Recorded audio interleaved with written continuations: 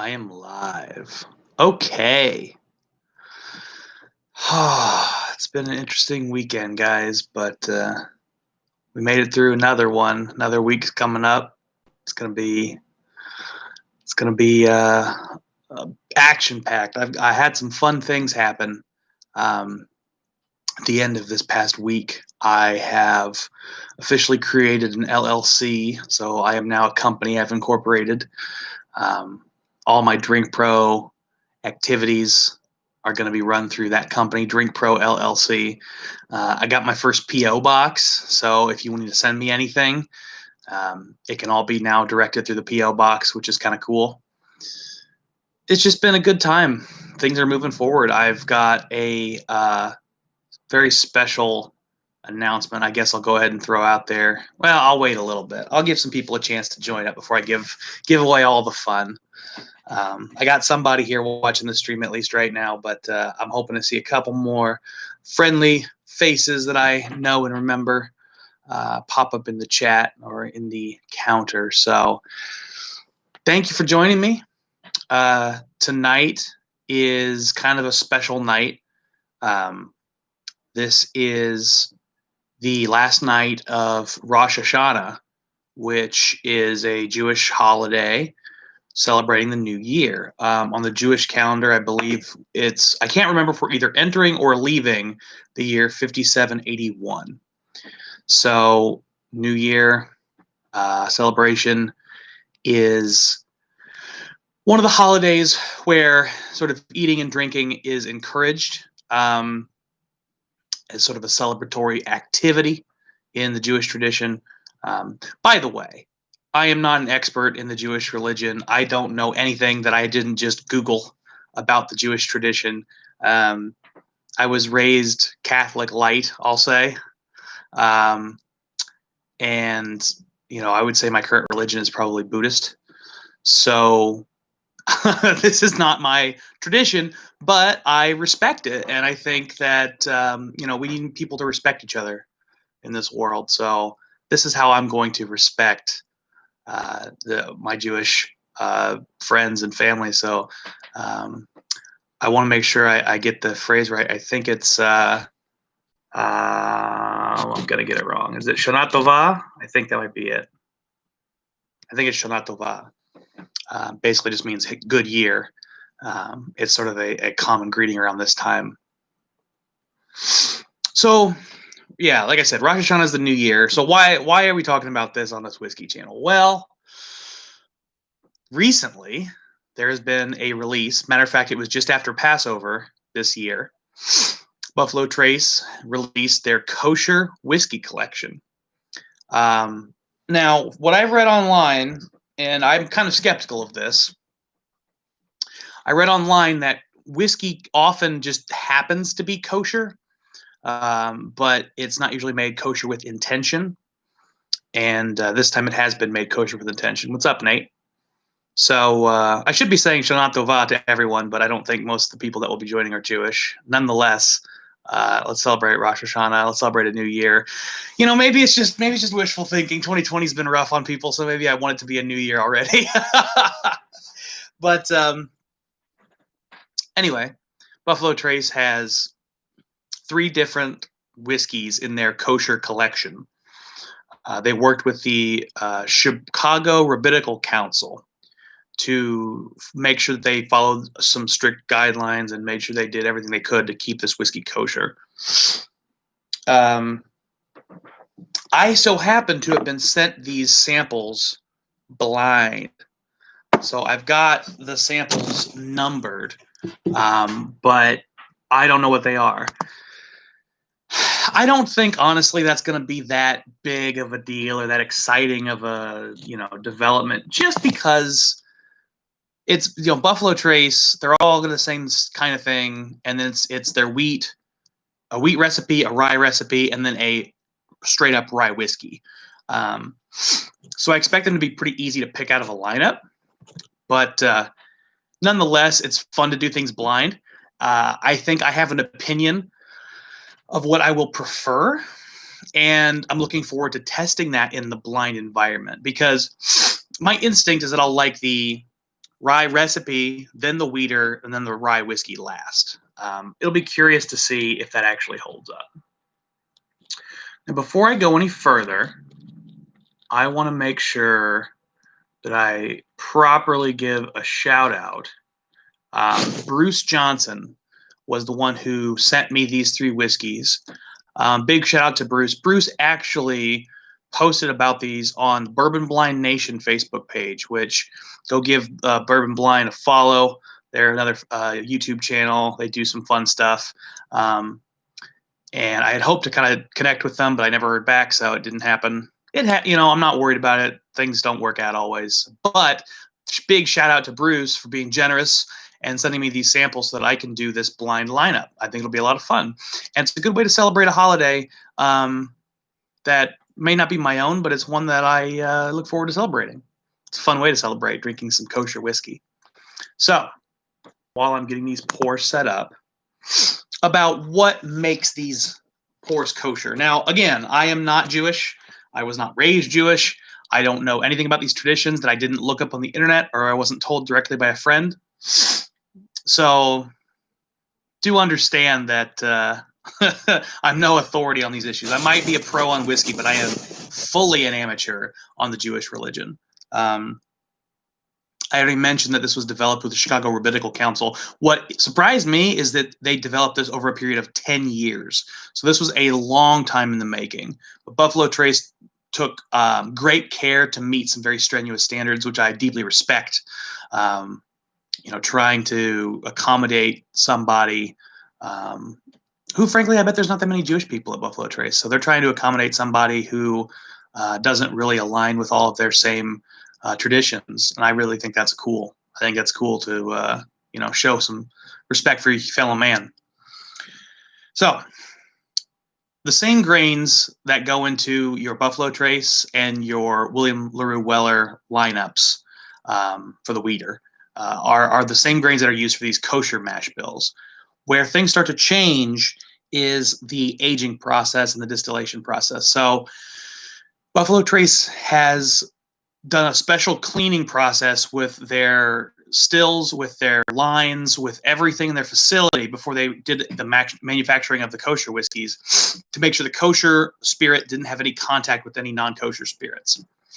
They were aged in kosher barrels, which were specifically designed for Buffalo Trace. They were aged for 7 years. And like I said, they were bottled with lines that had been cleaned to avoid any contact with non-kosher product. Now, I think the most interesting piece about this for me, about the process that Buffalo Trace went through, I've got my notes here in my lap. I'm not just falling asleep, is I'll just read this quote. This is from the Buffalo Trace website. In order to satisfy, let me start again.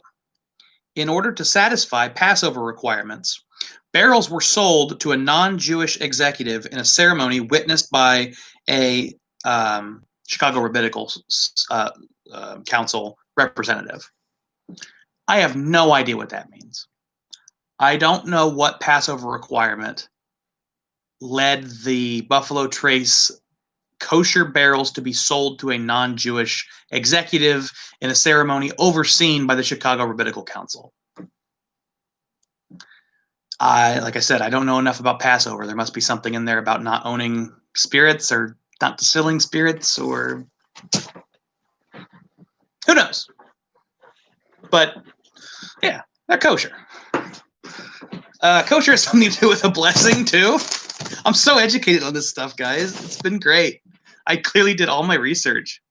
But they're 7-year-old whiskeys. They are kosher, and they are 94 proof at bottling, all 3 of them.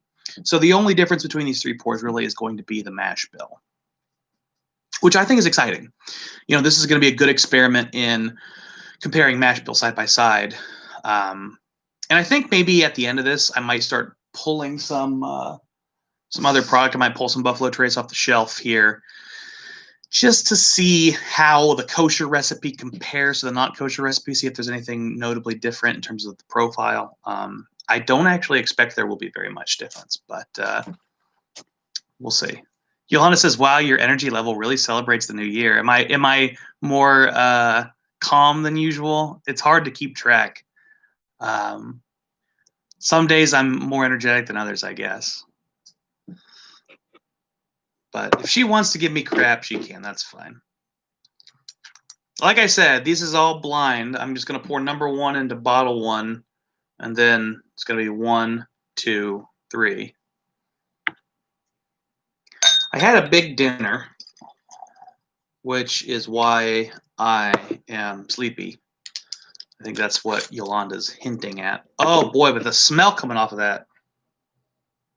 Oh, it smells good. That smells good. I think that would be the weeder. Give myself a little more.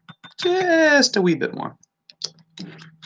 I don't know what it is. I don't know if it's because I'm just imagining things, or if it's psychosomatic, or if it's the lighting, or if it's actually the whiskey, but the color on these is just beautiful.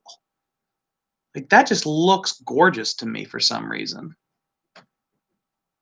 It's pretty oily too for 94. You can see that line around the top there.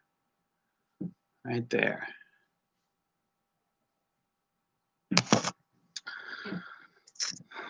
Yeah, I think I might get all these right without even tasting them.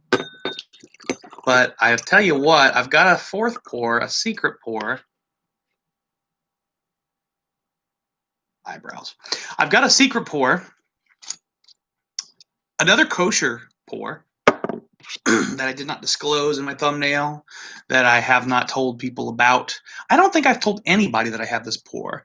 It's a pour from a friend of mine, Sean Crane. Big shout out to Sean.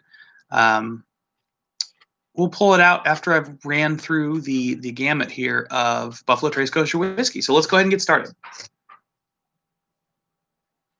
This has to be the weeder. It's so beautifully sweet. Oh, it's berries, and I freaking love berries. Berries are one of my favorite notes in whiskey, which a lot of you probably know if you watch the channel with any regularity.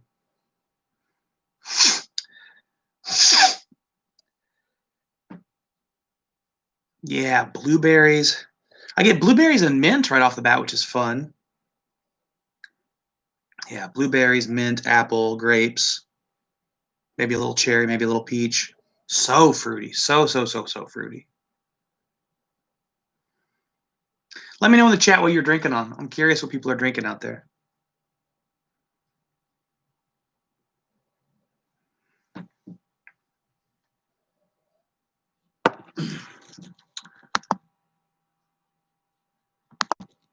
Oh, uh-oh. Uh-oh. All right, I don't think I broke it. One of these days I'll figure out live streaming. One of these days. The sweetness on this is really it's different in some kind of way.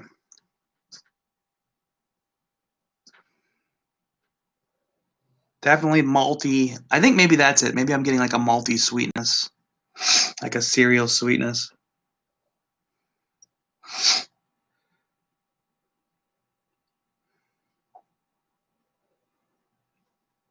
Definitely getting corn, vanilla, caramel, maybe a little maple syrup, maybe a little honey. But it's sweet and it's fruity. I'm trying to pull something else besides one of those two notes, but honestly, there's not much there to get.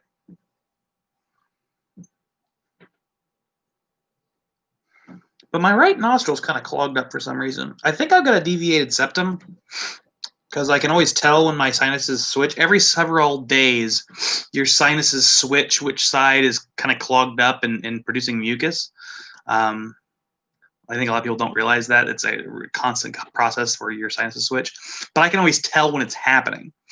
And I was reading online that that might be a sign of a deviated septum, which means that my nose will only be better if I get that fixed. I'm not even operating at my full power. Sorry, that was too loud. I'm supposed to be Sleepy Kyle today, apparently. Back at it. Well, I'm getting a little bit of like some sort of like a hazelnut spread, some sort of extract. Nate's drinking BM Cask or Reserve or whatever it's called. I assume that means the Bell Mead Cask Strength. That's a good one. It's a good pour. Ooh, I'm getting a little bit of light citrus now.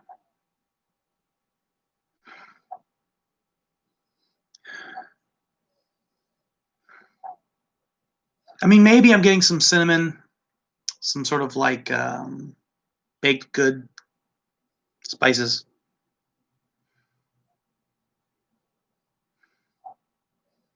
Oh, there's one that just came to mind and I lost it. I need to go through my spice cabinet and start pulling out some spices because I know I can smell some baking spices in here, and I can smell some cooking spices in here, just regular herbs and spices that I'm familiar with the smell of, but I couldn't give you the name. That's just frustrating. They smell fantastic. Let's taste it. What the hell?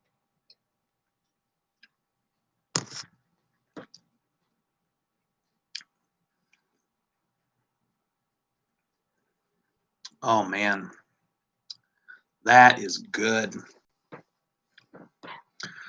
Oh, every sip of whiskey this afternoon has given me like this unpleasant Kentucky hug. I think I may just need to take a shitload of heartburn medication. Um, I had Mexican food for lunch, and then what did I have for dinner? Oh, I had garlic and onions and peppers and sausage. Yeah, that did it. That's why I've got the heartburn. Okay, it's the garlic and onions. It's hard when the things that you love so much hurt you so much. There's a there's something in there. Nate said my breath is probably awesome. Smells like whiskey right now.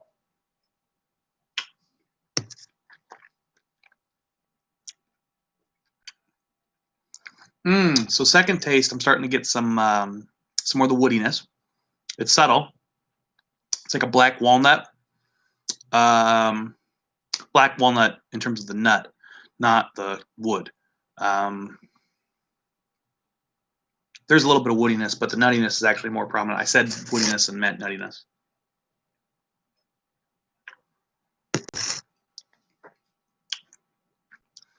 God, it's so good. I don't like a lot of things about Buffalo Trace's behavior as a company in terms of what they issue, their restrictiveness, their allocations. There's a lot of things they do that I don't like, but boy, they know how to make a good tasting whiskey. Their weeders are freaking good, and it's just gotta be a weeder. I mean, I've said it before a couple of times on these streams, like, oh, there's no way this can't be X, and then it turns out to not be X. That's happened at least twice. So who knows? Maybe this is not a weeder. But it reminds me a lot of CYPB, honestly. It's like CYPB with some umph. I don't remember what the proof is on CYPB, but this feels like CYPB with some like nutty woodiness at the end. CYPB was just all fruit front end. It was a little more candied too. This is more baking spice. So maybe like A107, Antique 107 Weller, and CYPB kind of together.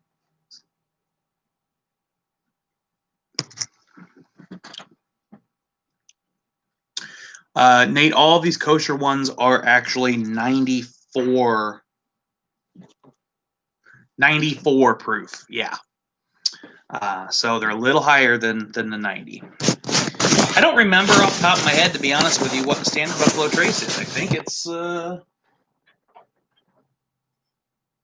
45. It's always 90. So these are actually a little hotter. I think that will draw some people in. I think some people will be a fan of that. Oh, and by the way, the MSRP on all these kosher whiskeys, each one is $40. $39.95. They're going to arrive every year after Passover. It's going to be a regular release. I think that's smart. I think it makes sense. I also think it makes sense in a way because the first year, what they're doing right now, it's a novelty. Like people are going to want to pick them up, like, oh, this is different. And I mean, I'm doing it right now. And it's not going to be left for our Jewish brothers and sisters who need it, who shouldn't be drinking whiskey that isn't kosher. So that's not great. But I think that they're doing a yearly release and having people be able to say, no, this actually is good. You should get it if you need kosher whiskey.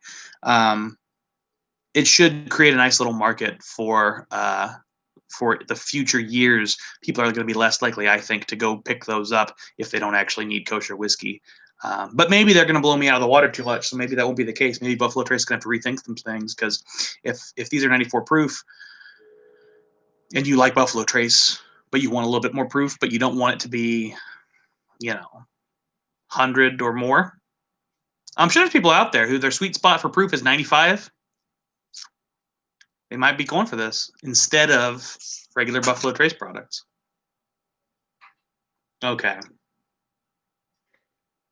Now this is I really like the smell on these guys. These are beautiful whiskeys.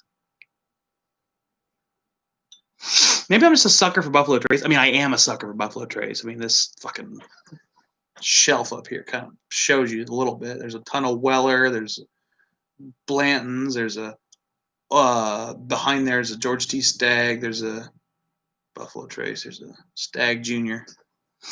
This whole shelf is essentially like Buffalo Trace. Although 1792 is Barton, so I don't know how that happened. I know how it happened. Now I remember. So Buffalo Trace is actually owned by Sazerac, and so everything on that shelf is a Sazerac product. Yep, and Barton is Sazerac. Okay, so this second pour, you still get that fruitiness, which surprised me a little bit. It's a little bit less fruity. It's a little quieter, but the nuttiness definitely comes. So there's a little bit of rye in this, I'm pretty sure, because the rye spice shows up. You get a little spiciness, but it pairs with the cinnamon, so I get this sort of like spicy cinnamon sweet candy kind of vibe, like Red Hots. But there's also this underlying like black cherry note and lots of vanilla.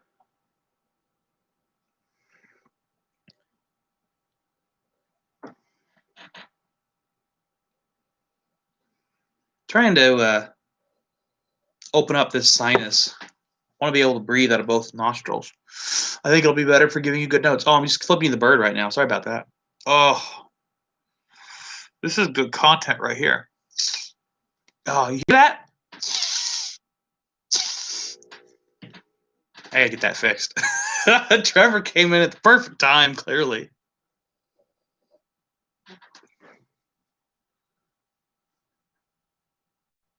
I just read what Trevor said. He said, my wife was lowering my ears. I don't know what that means. Lowering them? Is she a witch?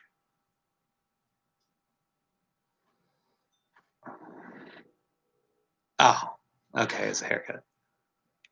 Thanks, everybody. It's a haircut. I'm glad everyone already just knew what that meant. I think she was a witch. I think Trevor's holding back.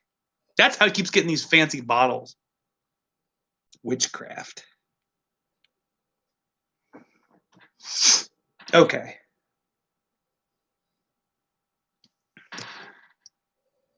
Yeah, like after smelling this, I was getting a lot of baking spice out of this, or so I thought.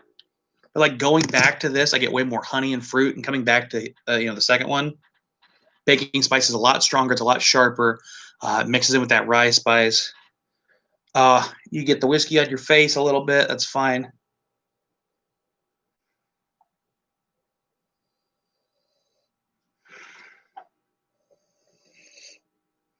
The caramel's starting to show up a little bit now. I'm getting that nice caramel quality.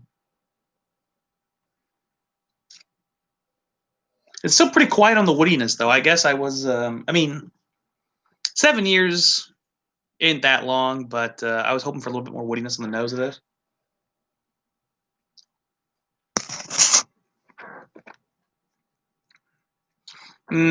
Oh, it's perfect though on the palate. As much as I wanted woodiness on the nose, do I have water? Yeah. As much as I wanted woodiness on the nose, I'm glad that they built this whiskey to taste and not to smell. And by that I mean that you needed to add more wood to this than would be good on the palate to make it noticeable on the nose. I just get almost nothing woody on the nose here. Just a little bit of that black walnut nuttiness. But on the palate,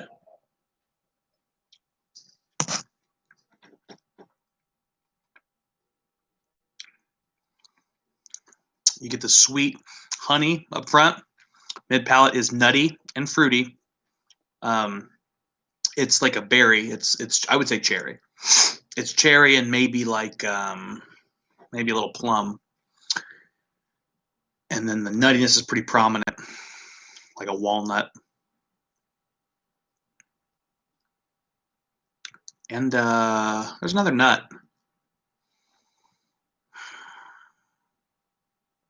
Trying to remember what they are. I used to get like those bags of mixed nuts at Christmas that you had to crack yourself. Was it a chestnut? It's the one that was shaped like a lemon, like a lemon wedge in a mixed nut bag with shells on. There's a deep cut for some random person to pull.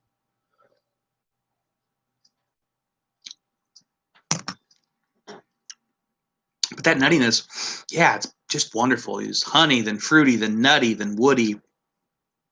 Great little journey. Now, it's not particularly complicated. I'm not getting like 5, 6, 7 notes out of each component. This is number 2, Trevor. I mentioned before people got on here. Some people just joined. All these are being done blind, so I have 1, 2, and 3. Number 1 would seem to be very fruity, and I will say, like, these are all kosher whiskeys. They're all Buffalo Trace whiskeys. The only difference is the mash bill. I've got a wheated mash bill, I've got a rye mash bill, and then I've got a bourbon that is rye dominant. So it's rye dominant bourbon. Wait, that's not what I want. I'm gonna stop using words. 27 minutes into my live stream. There's a rye whiskey. There's a wheat recipe bourbon, and there's a rye recipe bourbon. But they're all Buffalo Trace. They're all 7 years. They're all 94 proof. They're all kosher. Yeah. So I should be able to pick them out. And my instinct is that number 1 over here was the Wheater because it had a lot of berry. It was very sweet and smooth. It had a little bit of baking spice, but like compared to number 2, the baking spice seems quite tame now. This seems to be like fruit dominant. This one is a lot more of a journey. I got the honey sweetness, and then fruit, and then nuttiness, and then wood. So that's number 2.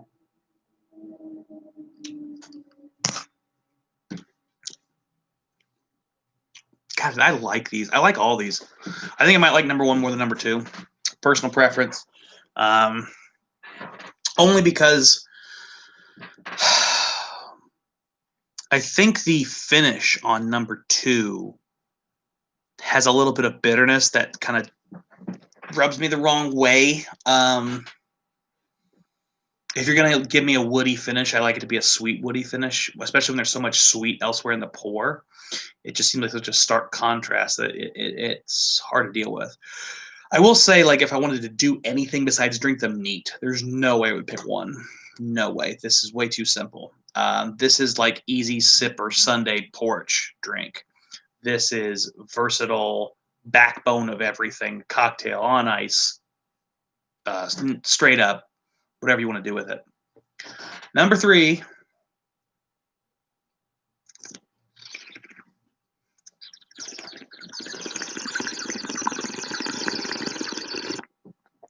Number 3.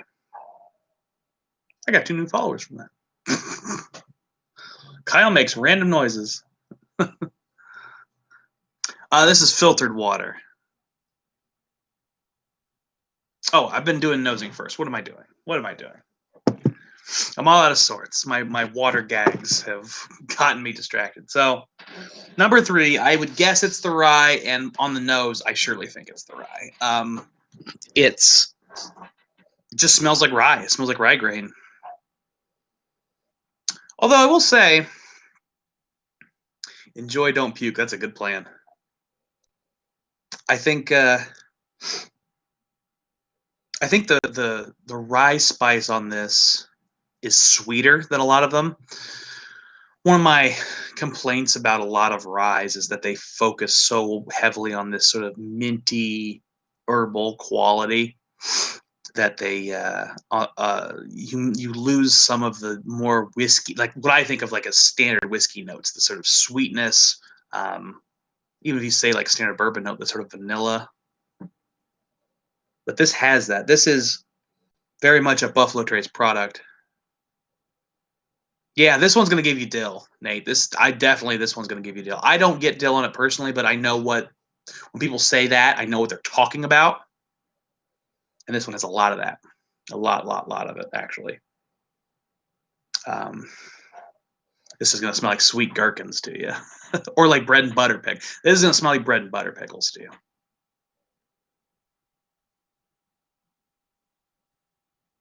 Because it's not. Because I just don't think it's dill. I think it's like a pickly component. Um, well, you're wrong. That's fine. Nate's been wrong so many times. I actually used to really hate pickles. I don't know. I think, and even now, I'm not like a big pickle person. I just like pickles on my sandwiches. Pickles cut through a lot of other things. So if I've got mayonnaise and cheese and meat and tomatoes, um, the pickles cut through.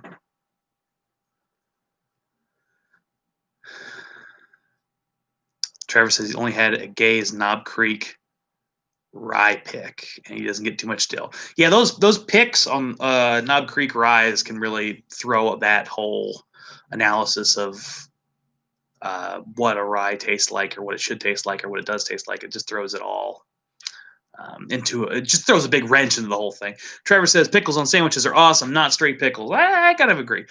I do like a pickle spear next to the sandwich, and then I'll do a bite of each, like back to back, because I just like shoving food in my face as fast as possible.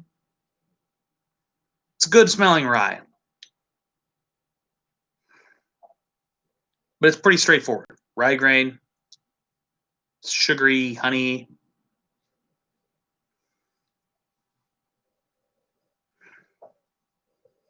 Yeah. Yeah. Why did you make this a pickle convo, Nate? They should have continued talking about my maybe deviated septum. So I can breathe again. I hope somebody tunes in right when I'm doing this. And it's like, what kind of symptoms is he having? What kind of weird convulsion? I want to breathe. I want to smell my whiskey.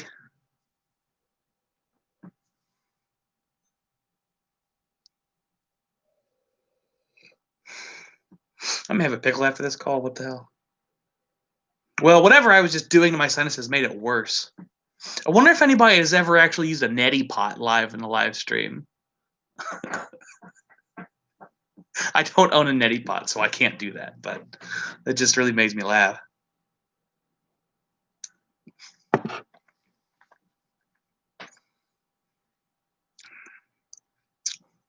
Oh. Oh. Man, that's a good rye, guys. That's a really good rye. Oh, and I'm not a rye person, but God, I like what that's doing. How do I explain it? How do I go into this? Let me take another sip.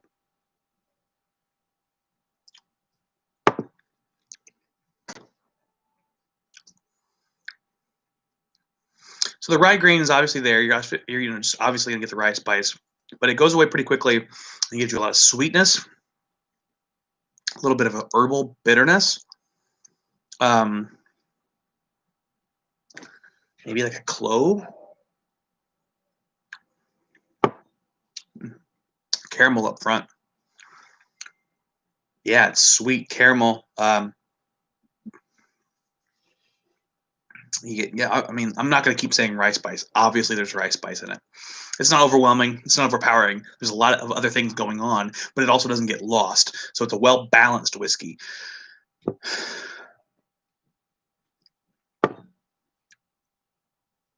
Yeah, vanilla, caramel.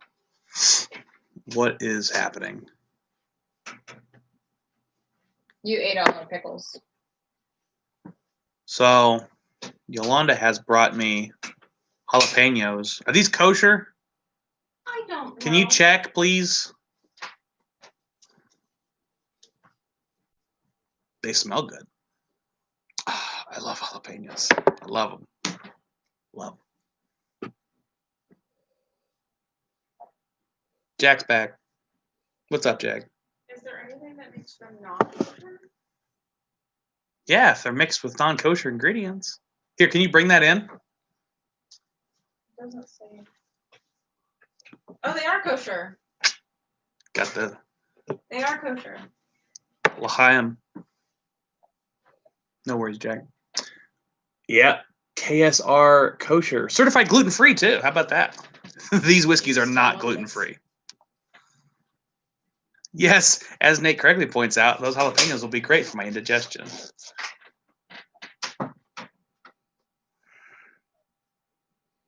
But yeah, this is a beautiful rye, guys. Beautiful rye.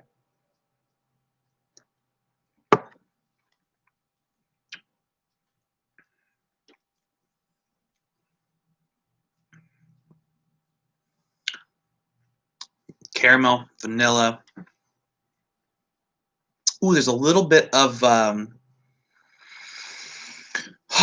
what is that? There's some sort of herbal quality. There's an herbal spice in the mid palate that I can't quite place. Man, the jalapeno talk scared people off. We had like legit half the people leave the stream. People do not like me talking about jalapenos.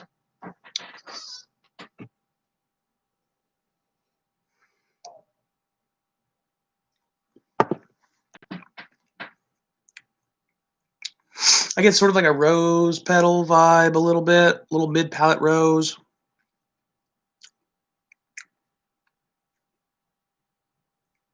Finish is also a touch woody. I mean, yeah. I'm gonna go ahead and see if I'm right because I'm definitely right. Yep. Kosher wheat, number 1. Number 2 is the rye recipe, and number 3 is the straight rye. I mean, I knew that was coming. This was a pretty obvious test, but those are all really tasty pours. Before I try, though, the 4th pour, I'm going to celebrate a little bit. So one of the common traditions on Rosh Hashanah is having apples dipped in honey. The honey part is about having a sweet new year. And the apples, I don't know what the apples are about. It's something the Ashkenazi Jews brought into the tradition in the Middle Ages, maybe later. I don't know. Dates are hard. But got myself, I think usually what they do is have apple slices dipped in honey. That's not how this is going to go at all. So, let's just pour a little honey on this here. Yeah, that's the good stuff.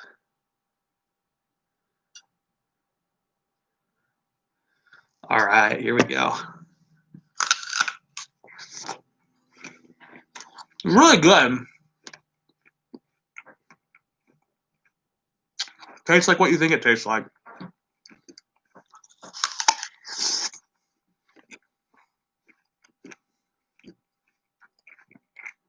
Shanah Tovah, everybody. Have a good New Year. It's not the end of the stream. This is sort of a intermission while I eat this apple.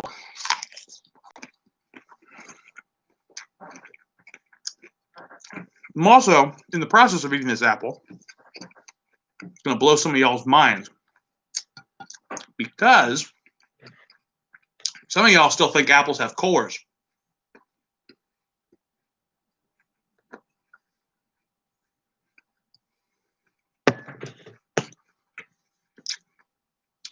Apples one, of course.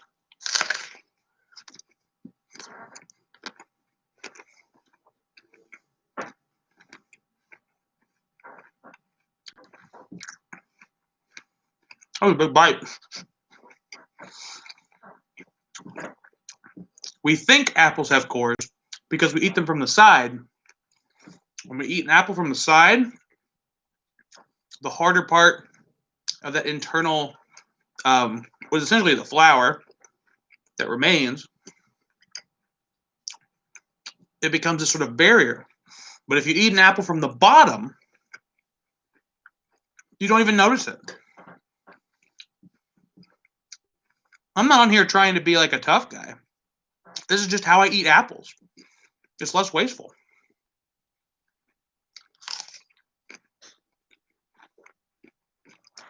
All right, let's give one more dash of honey. We're going to go real high with this one. Oh, yeah, we're making it happen. I'm pouring honey all over myself. It's going to be a good night, guys.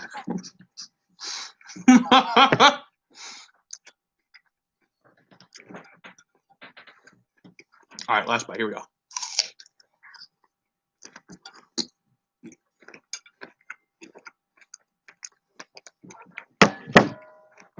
You can eat this down. I wouldn't. Oh, man, I really am covered in honey. As much as I like making internet content, I'm not going to lick this honey off my hand on video. I'm just going to do it. I'm just going to hover here. You just get the great ASMR of hearing me lick honey. All right. Well, that was fun.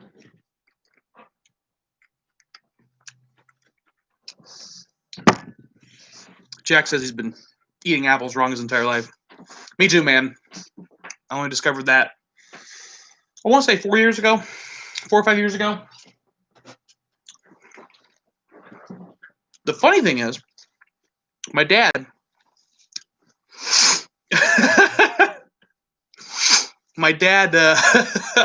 Nate says it's the fastest he's ever seen anyone eat an apple. My dad always used to eat a whole apple, and I was amazed. And I was like, how'd you do that? He'd be like, I don't know, I just did it. He never was able to articulate why he was doing things the way he was doing them. Otherwise, I might have eaten an apple differently. So it was sort of an aha moment when I read that. I was like, that's how he was doing it. Let's get back to these whiskeys, because these are delicious. Oh. I said this at the beginning of the podcast. This is not a podcast. I said this at the beginning of the live stream. I don't even do a podcast. It's just Sunday night, I guess. Maybe I need more whiskey. At the beginning of the live stream, I mentioned that I had a couple of cool milestones this past weekend. On Friday, Nate wants to do a podcast. Everybody and their brother's got a podcast.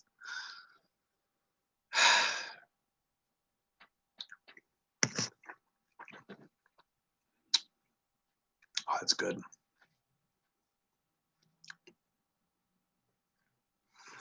Where was I going with this? At the beginning of the live stream, I mentioned that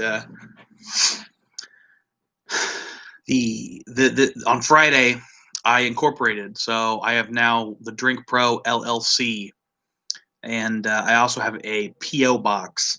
For those of you playing at home, it's PO Box 564, Indianapolis, Indiana, 46206. 564, PO Box 564, Indianapolis, Indiana, 46206. I'm going to put that up everywhere just so you guys can see it. If you want to send me anything, that's how you can get to me. Nate has bad experience with me and zip codes. I forgot my own zip code when I sent him my address. Didn't go well. We made it work. It worked it out, but it was a mess to sort out. So I got the company, got the PO box. Got a lot of cool things coming in the near future. I'm going to be going down to Kentucky and doing an interview with the the couple who makes Old Carter whiskies, Mark and Sherry Carter. I'm also going to have a video doing a tour and discussion with Rabbit Hole Distillery. That's coming in the near future, so lots of cool content soon. And for anybody who's not a member of the Patreon, I highly recommend joining. I'm going to say this pretty aggressively throughout the rest of this month, because if you pay into the Patreon on the October 1st payment cycle, that's going to be your last chance to get into the opportunities to buy. I have some. I'm gonna have a cool allocated bottle that somebody will have the opportunity to purchase, and you won't be able to have that opportunity if you haven't joined the Patreon by October 1st. It's going to be an allocated bourbon. Couple of things I've been trying to find and see if I could make it be. I've been trying to find a batch 14 Stag Junior, so that might be it. Blanton store pick. I wouldn't do a regular Blanton's, but maybe a Blanton store pick might be an option. I just got a cask strength Old Forester store pick, which I thought about making an option. So it's going to be a pretty heavy hitter bottle, something in that range, in that price range, and in that quality range. That's and this is not a right to buy. This is a trade in for things you've already purchased via the Patreon. I have to be careful how I talk about this for legal reasons, but you've already made the purchase. Now you're just doing an exchange. So join the Patreon, make your contribution, and you just might be able to buy a very good bottle for next to nothing. So shameless plug aside, I'm surprised that I might actually like the rye better than this wheater.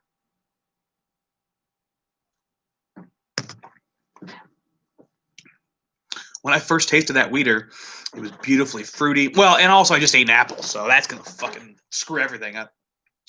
Let me go through all of them now that I've had that apple with honey on it, because I had talked about apple as a note in all these whiskeys, and I had talked about honey as a note in all these whiskeys. So I just had a proper apple and honey experience.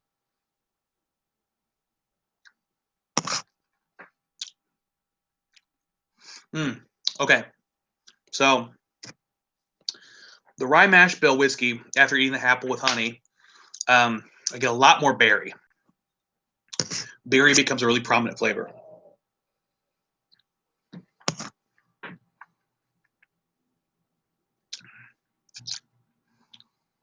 Yeah, everything I've heard about the Carters is that they're wonderful, Trevor. Appreciate it, Nate. Yeah. The nuttiness is definitely there still. The woodiness is there still. The honey kind of dissipates because this was such a strong example of honey. But the cherry, it's not really cherry. It's more like blueberry. Maybe. What kind of berry is it?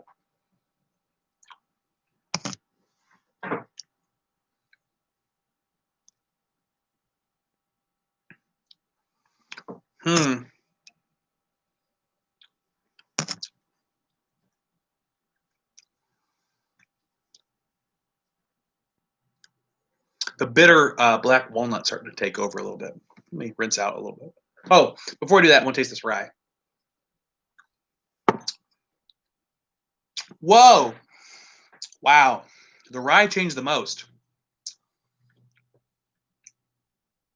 Pre-honey apple and post-honey apple, the rye changed the most. It became really aggressively herbal and grainy and maybe some mintiness.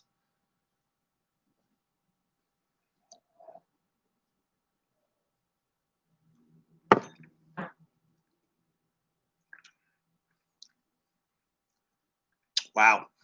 I like it a lot less. After eating the apple with honey, I think my order probably becomes rye recipe.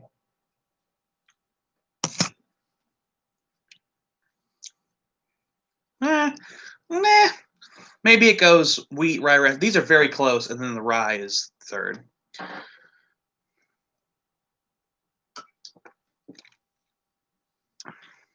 So, before I finish all three of those, I'm going to go ahead and finish this rye. I'm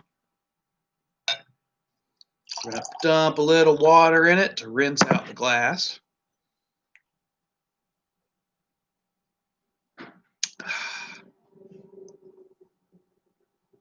When I drink, when I'm rinsing, I like to turn the glass like that because it lets the water hit every single edge. So it still smells just a little like rye. So we'll do that once more. But that's a great exercise to clean a glass as much as you can with just a pour of water.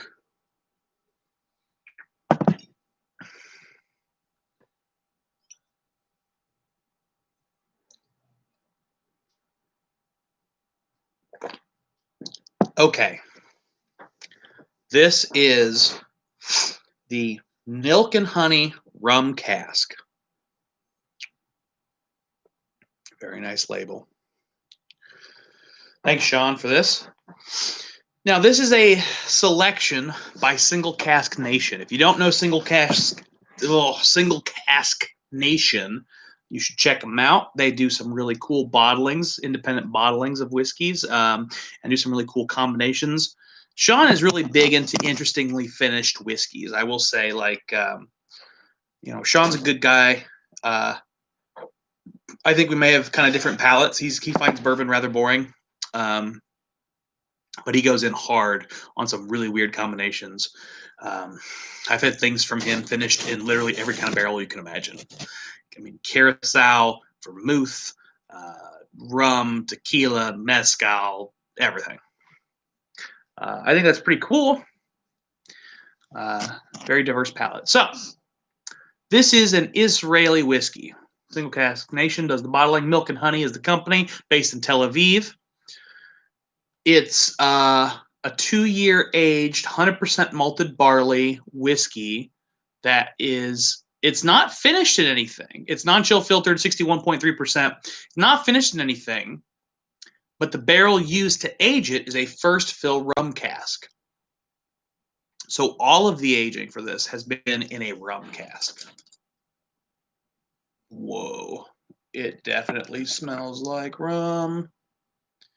Now, pouring this out and looking at it, I'm like, yeah, it looks pretty light. It's like, one of the lighter things I've pulled out. But I tell you what, this is 7 years. This is 2, and this 2 is not in a brand new virgin oak cask. So this is actually quite a bit of color for what it is. And guys, the nose on this is crazy. What the hell?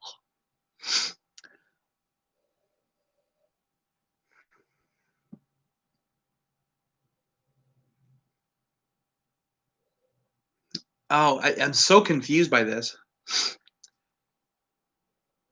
I'm so confused by this nose.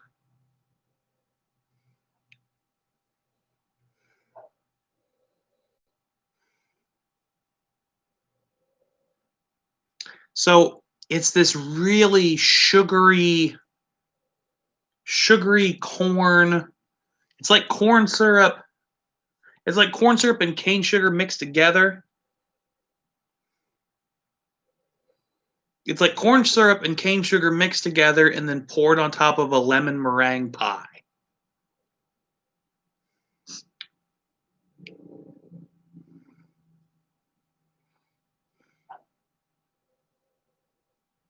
The more I smell it, the more I like it. I mean, Trevor said it does sound interesting, but it might not be his jam. It's definitely pushing the boundaries of my nose is itchy now. I don't know why.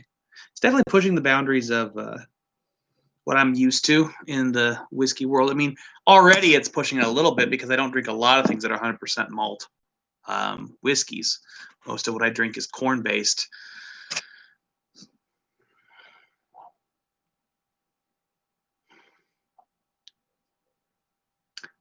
I just had a thought. You can malt a lot of different kinds of grains. If you have single malt on the label, does it have to be single malt Does it have to be malted barley? Like, what if there was a Scottish distillery that had, like, amaranth? What if they had malted amaranth and they made 100% malted amaranth whiskey? Could they say single malt whiskey? I like the shit talking going on in the chat. Oh, there it is. That was the note I was looking for. It's got this white wine, this like white grape. It's white wine. Just a hint of the sweet green grape, like very sharp, sweet, and then a little bit of the white wine note. Oh, that's wonderful. It almost smells like it's a wine finish, but it's not. That super sweet corn syrupy cane sugar note lets you know it's not. Oh, this is actually very appley.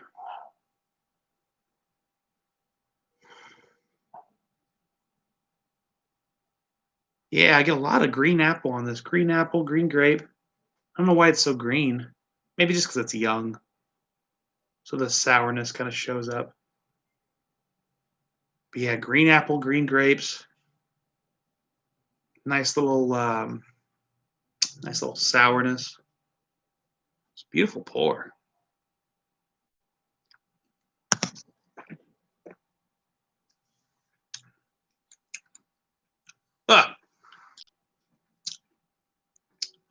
I would not in a million years guess that was 2 years old. If you poured that for me and told me, give me a number on the age of that, I'd maybe say 5 or 6. Even looking at the color, because I would just assume it was Scottish. But it's not. It's from Tel Aviv. It's kosher. L'chaim.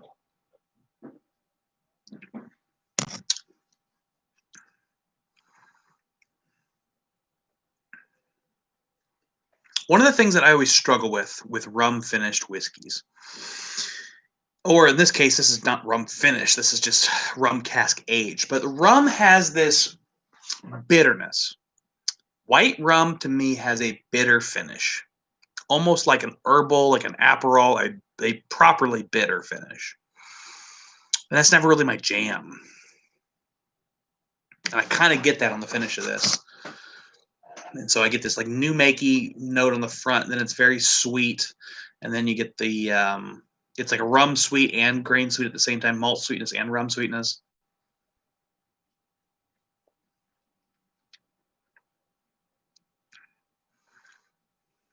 I really like the citrus notes in it. I really like some of those light flavors. With that finish, just unpleasant. I find rum, like a lot of finished products, actually a lot of malted products too, a lot of just like 100% malts. I have this weird bitter unpleasantness on the finish. It's like it's medicinal in some ways. Not my jam. Very cool product. If bitterness, oh excuse me, I got the hiccups. If bitterness doesn't bother you very much, it might be a really good product to try. If you like sweeter whiskeys, if you like malted whiskeys, malted barley whiskeys. It certainly doesn't drink like 61.3%. It's a cool product. I mean, that's really cool. It's not, I wouldn't choose to drink it, but it's really cool and interesting for what it is.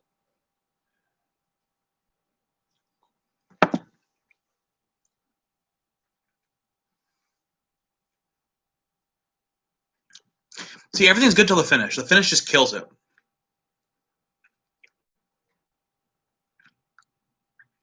It's acrid. It's almost like a vomit thing. And it's bitter. It's bitter like Aperol or some sort of like herbal liqueur that's intended to be bitter, maybe like Malort. Malort's now in the whiskey business, so I figure I can reference whiskey or reference Malort. Trevor's ending the night on some Old Tub. I think you're making the right direction for the end of the night. You should start on your expensive pours and then get progressively cheaper. So I think Old Tub is a great place to finish the night. I mean, this is something. It's cool. I'm glad I've tried it, but I don't think I would go to it again.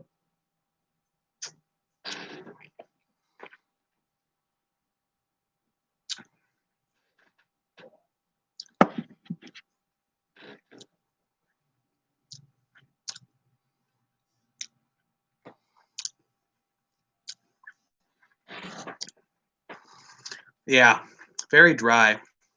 We got a BT store pick. Josh is bringing in the store picks. Which store pick do you have, Josh? I'm curious which BT store pick you're drinking. I'm glad you like them, Josh. Much obliged. Josh might have gotten some of the last Drink Pro glasses I have for sale. I have to check my inventory, but I think I just sold the last 2 tonight. Bedrock, nice. I have not had that one. I'm a sucker for a good store pick. Oh, dropping sample bottles. I need to clear my palate, but I don't have any water left, so I guess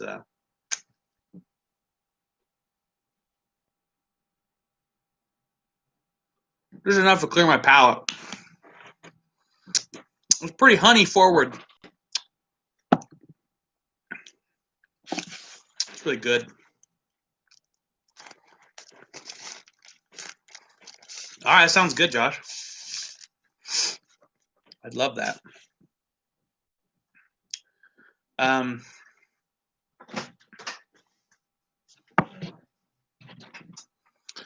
My lovely partner and trusty assistant is getting me some water.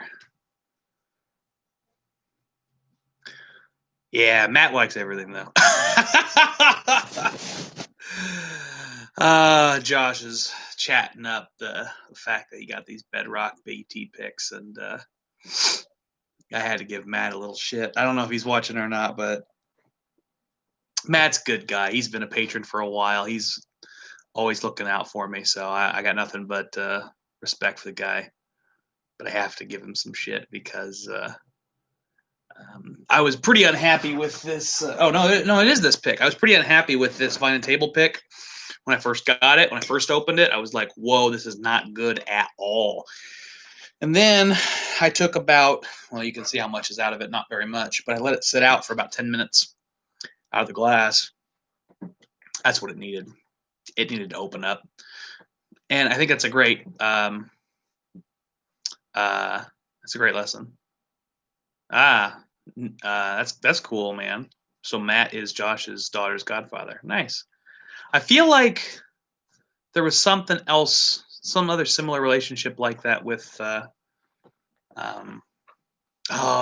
names. I'm so bad with names. Gosh. Anyway, Matt's good people. I'm gonna wipe my mouth on these lovely plant napkins.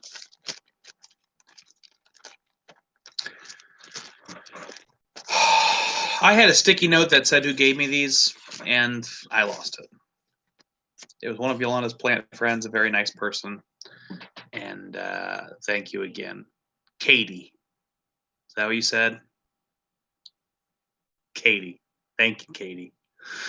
Okay. Let's, you know what? Let's, well, first off, let's finish up this bad boy. This is the, I don't remember which is which. This is the rye recipe bourbon, kosher. And you know, I wanted this whole tasting to be kosher, but I'm not ready to get off the line yet. So we'll call this like a line. So this is the end of the kosher portion of the evening. Shanah Tovah. I hope that's the right phrase, because if that's not the, I'm going to look it up right now. I'm going to look it up right now, because if that's not the right phrase, that's all I have been saying. It is. Okay, I'm right. Shanah Tovah. Or Shanah Tovah, if you're going to Anglicanize it a lot. Shanah Tovah. That is just, good year. Everybody have a good year. Make the most of it. 5781 is going to be a big one. I can feel it. Yeah. If anybody didn't hear the beginning of the stream, Rosh Hashanah, this is the last night of Rosh Hashanah, Jewish holiday, celebrating their new year. That's why I'm drinking kosher whiskey, celebrating that along with them. But now we're going to divide it. That's the end of the kosher portion. Thank you to all my Jewish friends and viewers and supporters and family, if I have any Jewish family. Don't think I do, but if I do, thank you too. Got some questions in the chat while I was blathering on. What's your favorite of all-time store pick you have ever had? Well, Josh mentioned the grape Kool-Aid Eagle Rare. That is a really good choice. Yeah, that's right. There are a lot of Jewish attorneys. It's kind of interesting, actually. Part of the reason that there are a lot of Jewish attorneys, there are a lot of reasons, but one of the reasons is because a lot of early on, a lot of people wouldn't represent Jewish people. And so they had to sort of be their own attorneys, and they had very insular communities. Some of the more Hasidic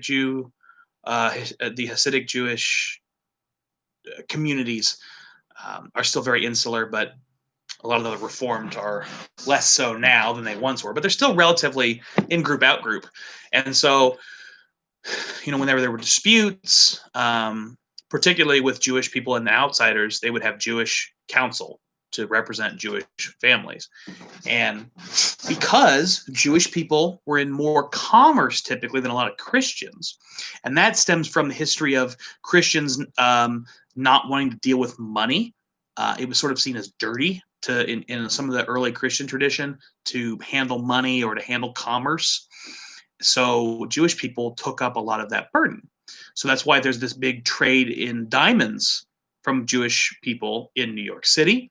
That's part of why you see a lot of Jewish bankers, and that's part of why you see a lot of Jewish lawyers. History is very interesting, and it paints a lot of the traditions as we move forward. That's kind of much ado about nothing, but it's really interesting to me. I think it's very cool. We are in the melting pot, and it's so cool to me that we have so many different kinds of people here. Like, where else in the world are you going to find? Jack said you should be my history teacher. I know a lot about a lot of random stuff. I will say that. I just love learning about all of the weird, different, unusual things that turn into how the world is today that we don't even realize. We don't realize the effects of what has happened in the past. Yeah. Trivia nights. That's right. I love trivia. I'm a big fan. Yeah, Nate's drinking my old 55 pick. Glad you enjoy it, man. That bubblegum note is really prominent and really cool. I mean, it really drew me in when we first tasted that barrel. I'm like, oh, man, this is something special. But I never really answered Trevor's question, but it's hard for me not to say Josh's answer. The Grape Kool-Aid Eagle Rare is really freaking good. I will say the Russell's Reserve Blackout pick, which is a Indie Degenerates pick, it's very good, very good. And I would never have said that was my favorite if you just asked me and I was thinking about it. But consistently, that is the number one pick in blinds of a bunch of Russell's Reserve picks that I really enjoy. And so it's hard for me to go against it. That really stands out. Another one that stands out to me, Josh mentioned the Grape Kool-Aid Eagle Rare. In that same series, in that same release batch, there was the 6 different batches of Buffalo Trace in 375s. I've got all 6 of them. I've only opened one of them. But the fruit basket, Eagle or Buffalo Trace fruit basket, has been a real slam dunk. I would say Knob Creek, I really enjoyed the Beaumont 14-year reserve pick, which was out of Kansas, sent to me by Adam, friend of the show.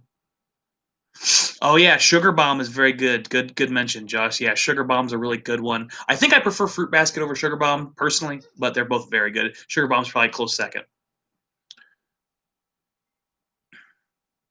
Nate wants me to go to Discovery Series number 3. I don't think I'm gonna do that tonight, my brother, but that'll be soon. We'll do it soon. I know. Nate's got such a special spot in his heart for the Discovery Series.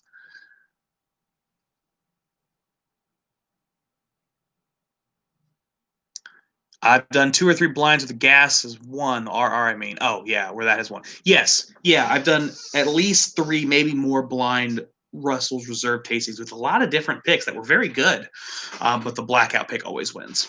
So I wish I could find another bottle of it, but I'm not willing to pay $300 for a Russell's Reserve pick. So, c'est la vie. The question was, what's the best store pick I've ever had?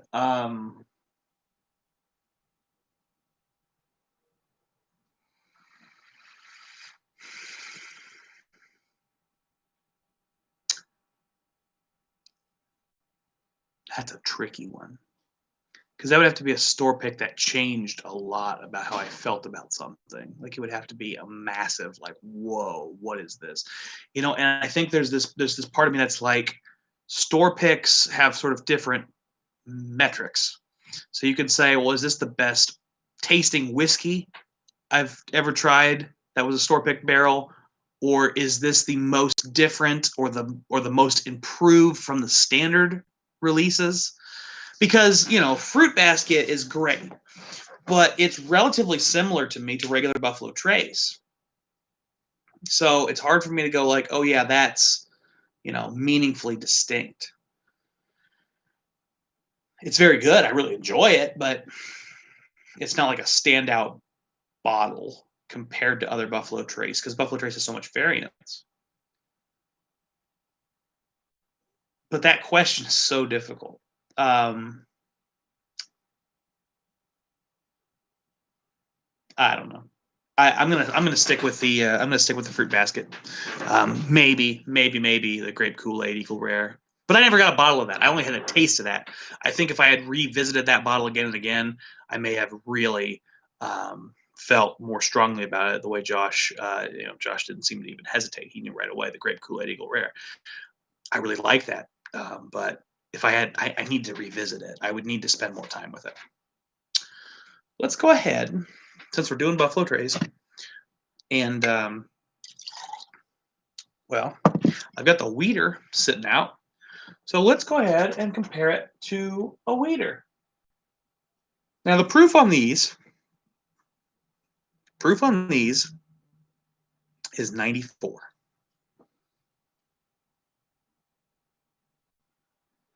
The Weller Antique that I've got. Larceny's an interesting choice. Oh, you know what? We're going to do a Larceny, Nate. Good call. I was going to try to stick with the same company. I was going to go Weller because it's essentially Weller juice, so I want to do Weller to Weller. But I don't have anything in that range in the Weller lineup. I've got the Antique 107 I could proof down, but that's iffy at best. The Larceny, though, is 92 proof. This is the Rural Inn number 2 pick of Larceny. That's 92 proof.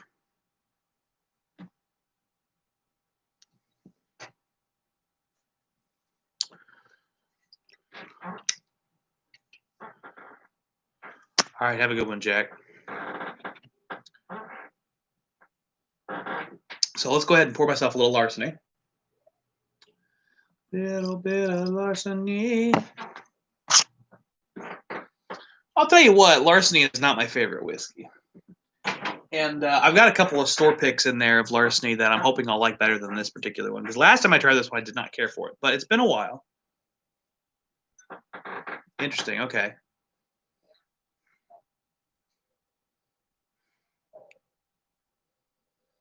Well, I know this is going to really kill my taste, but my nose is really just not where it needs to be. So we're going to eat some of these jalapenos.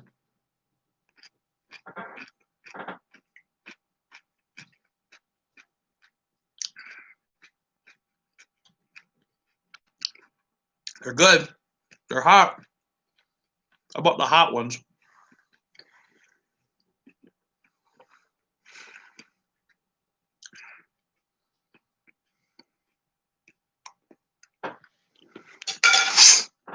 Yeah. Let's clear out the sizes. Woo! That might have been a mistake.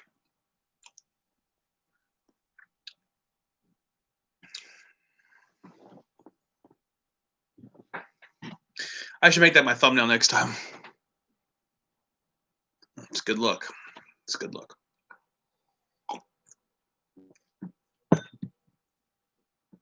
Oh, okay. Wow. That was a huge mistake. My tongue is on fire. I can't taste anything. Why did I think that was a good idea?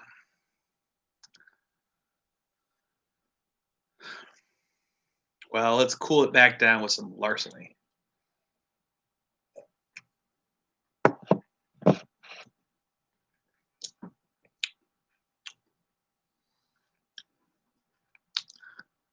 My tongue is on fire.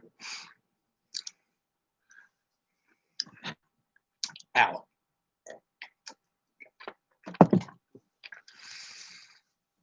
Which is not, I used to be able to just, crush like ghost peppers.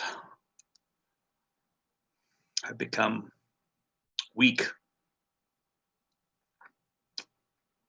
Yeah, Nate, there's a seed in my teeth. That'll explain some of that. Some more of that heat was lingering. Yeah, Nate said, eat bread or drink milk, not water. Yes, the water activates the capsaicin in your mouth. It makes it burn more. But the coolness of the water helps momentarily.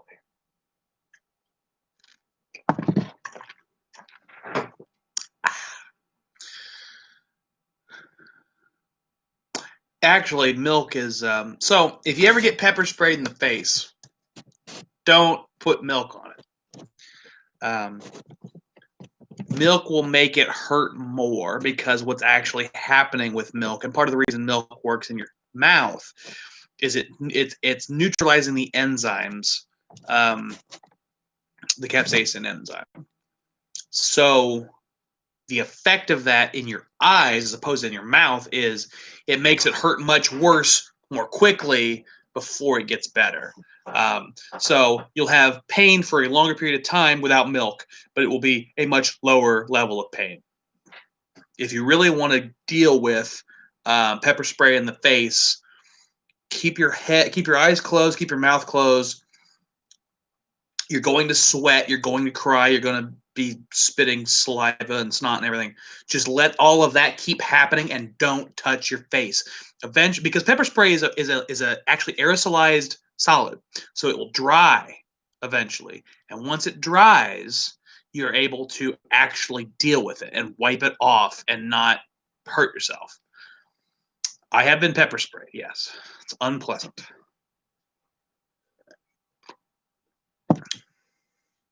So let's drink some whiskey. This is a very educational night. I've talked about the history of Judaism in this country, and Rosh Hashanah, and how to not be painfully pepper sprayed. It's been a night.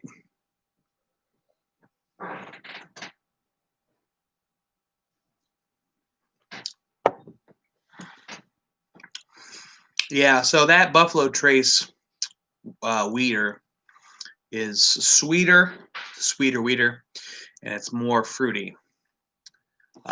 This Larceny here,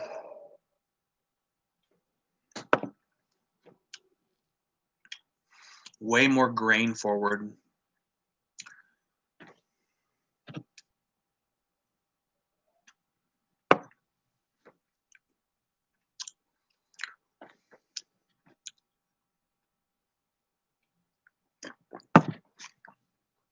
I really don't like that Larceny pick.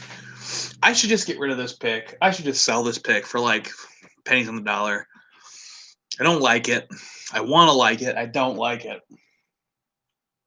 It's not my jam. It's too grainy. It's just like grain.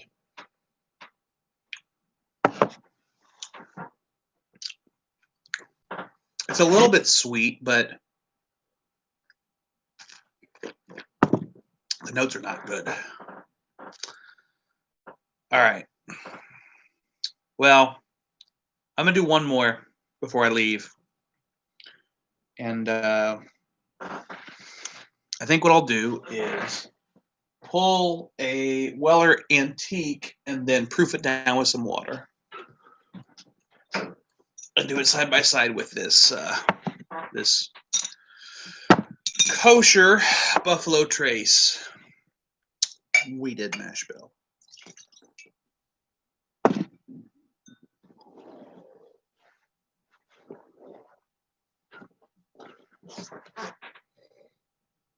All right. I'm going to go ahead and add a little water, and we'll add whiskey to taste.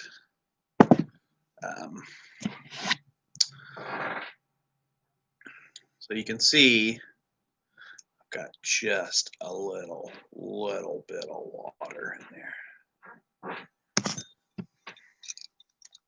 This is the Weller Antique 107 Big Red Liquors store pick. Warehouse and Floor 5. This is from the same lineup, the same expo as that Great Kool-Aid pick, as the Sugar Bomb pick, as the Fruit Basket pick. Lots of things that we mentioned, Josh and I, that were really coveted. It was a good year for the expo in terms of tasty picks.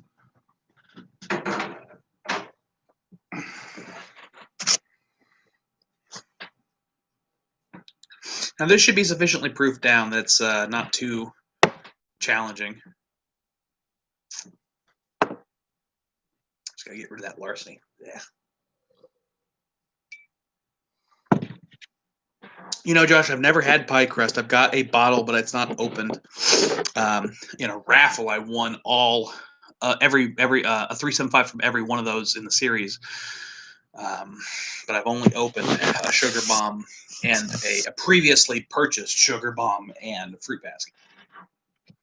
So let's go ahead and taste this slightly proofed down Weller Antique 107 and see how it compares to the Kosher blend.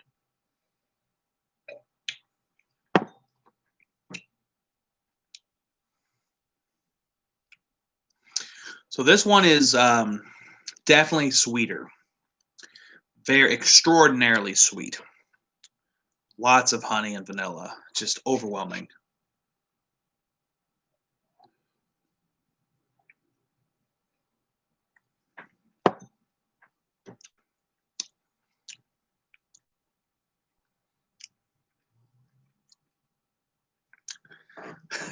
Note to self, never eat jalapenos on a live stream again. It's kind of warped my taste buds a little bit.